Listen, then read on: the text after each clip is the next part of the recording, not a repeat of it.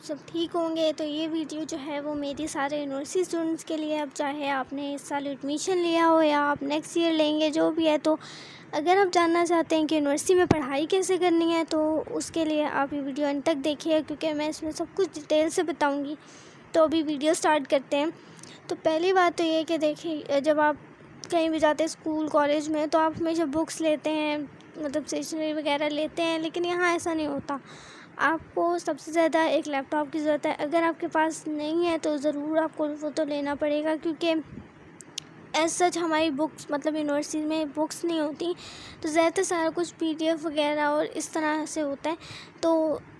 لیپ top جو ہے وہ بہت زیادہ ضروری ہے۔ تو میں تو یہ کہوں گی کہ لیپ ٹاپ ہونا چاہیے، کیونکہ بعد میں پریزنٹیشنز وغیرہ اور یہ سب کچھ اگر آپ سوچ رہے ہیں کہ آپ موبائل پہ آرام سے بنا لیں گے، تو ایسا نہیں ہے، کیونکہ موبائل میں بہت سارے فیچرز وہ جو کہ لیپ ٹاپ میں PC میں ہوتے ہیں، وہ بالکل بھی فون میں نہیں ہوتا،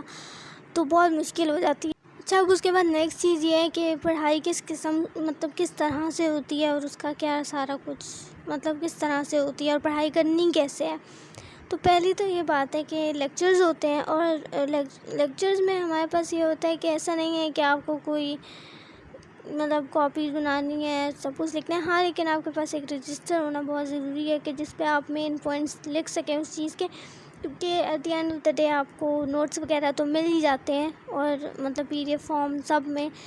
تو وہ تو مل جاتے ہیں، لیکن اگر وہ لیکچر کے دوران جو مین پوائنٹس ہیں وہ لکھ لیں تو وہ آپ کو بہت زیادہ ہیلپ آؤٹ کرتے ہیں بعد میں جب آپ پڑھ رہے ہوں۔ اس کے بعد ایک چیز جو بہت سارے اسٹوڈنٹ مطلب مسٹیک بھی کرتے ہیں، اور وہ سمجھتے ہیں کہ یونیورسٹی لائف جو ہے وہ کالج اور اسکول لائف سے کافی آسان ہے، اور ہم جو ہے وہ آرام سے گریڈز لے سکتے ہیں، پاس ہو سکتے ہیں، بہت اچھے مارکس لے سکتے ہیں بغیر پڑھے۔ تو ایسا بالکل بھی نہیں ہے۔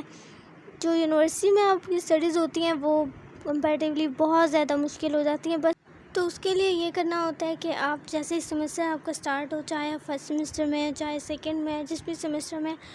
آپ نے یہ کرنا ہے کہ آپ مطلب جیسے سیمسٹر سٹارٹ ہوا ہے، لیکچر سٹارٹ ہوئے ہیں پراپر قسم کے، تو آپ کو نوٹس مل گئے ہیں، تو آپ نے پڑھنا شروع کر دینا ہے۔ آپ نے یہ نہیں سوچنا کہ بھائی ابھی مڈز آئیں گے تو آخری رات میں نہ پڑھ کے ہم جو ہے وہ بہت اچھے گریڈز لے لیں گے، ایسا بالکل بھی نہیں ہوگا، اور ایسا کرنا بھی نہیں چاہیے۔ تو بہتر یہ ہے کہ جیسے آپ کو نوٹس ملیں آپ ساتھ ساتھ ان کو پڑھنا شروع کر دیں، تاکہ وہ ایک دفعہ آپ کے ذہن میں کچھ نہ کچھ بیٹھ جائے گا اس ٹائم تک۔ اور اس کے بعد یہ ہے کہ جو بھی کوئز ہو رہا ہے، اسائنمنٹس ہو رہی ہیں، پریزنٹیشنز ہو رہی ہیں، ویسے تو مطلب مجھے باقی یونیورسٹیز کا تو نہیں پتہ، لیکن میری یونیورسٹی میں مڈس کے بعد ہوتی ہیں ہماری پریزنٹیشنز، اور زیادہ تر اسائنمنٹس بھی، اور اس سے پہلے جو ہے وہ زیادہ کچھ نہیں ہوتا، مطلب اکثر اسائنمنٹس ہوتی بھی ہیں لیکن کوئزز وغیرہ بھی ہوتے ہیں۔ تو میں یہی کرتی ہوں کہ میں جو ہوں وہ سیمسٹر کے اسٹارٹ سے پڑھنا شروع کر دیتی ہوں۔ اس سے یہ ہوتا ہے کہ مڈس تک آپ کا جو جتنا بھی کورس مڈس میں آنا ہوتا ہے وہ کور ہو جاتا ہے، اور مڈس میں آپ جس اس کو ریوائز کرتے ہیں اور پھر ایگزام دے دیتے ہیں، جس کی وجہ سے مڈس میں اچھے خاصے گریڈز آپ لے سکتے ہیں۔ تو یہ ایک ٹپ ہے، ٹھیک ہے۔ اور اس کے بعد مڈس کے بعد آپ نے کیا کرنا ہے کہ اب مڈس کے بعد فائنلز میں بہت کم ٹائم رہ جاتا ہے، کیونکہ سیمسٹر فل 6 منتھس کا کسی بھی یونیورسٹی میں میرے نہیں خیال سے کہ ہوتا ہوگا، 4 منتھس کا ہی ہوتا ہے اپروکسیمیٹلی۔ تو اب مڈس کے بعد نا فائنلز کا بہت کم ٹائم رہ جاتا ہے، اور اس میں اتنا زیادہ کورس آ جاتا ہے، پھر پریزنٹیشنز آ جاتی ہیں، اور پریزنٹیشنز میں ہفتوں لگ جاتے ہیں، اور کچھ اسائنمنٹس بھی ایسی ہوتی ہیں جن میں بہت ہفتے لگ جاتے ہیں۔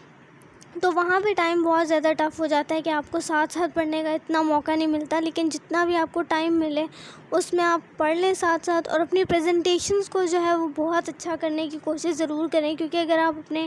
وہی مارکس کٹوا لیں گے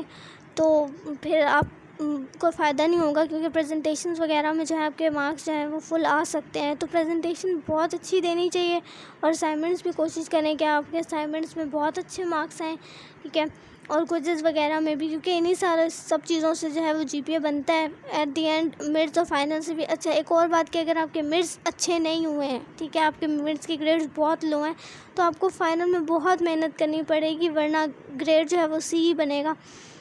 اور اگر آپ کے مڈس اچھے ہو گئے ہیں تو فائنلز میں آپ کو بہت زیادہ محنت نہیں کرنی پڑے گی، لیکن کرنی تو ہے پھر بھی، کیونکہ اگر آپ محنت نہیں کریں گے تو آپ کے گریڈز نہیں آئیں گے صحیح سے، اور C گریڈ تو مطلب ایسے آرام سے آ جاتا ہے اگر آپ محنت نہ کریں تو۔ اگر A گریڈ لینا ہے تو اس کے لیے آپ کو مڈس بھی دینے اچھے اور فائنلس بھی اچھے دینے آپ کو. تو ایٹ دی اینڈ میں یہی کہوں گی کہ پڑھائی ساتھ ساتھ کرنی چاہیے. اور یہ کچھ مین پوائنٹس ہیں جو میں نے اس ویڈیو میں کور کیے ہیں. تو چینل کو سبسکرائب ضرور کر دیجیے گا. اللہ حافظ.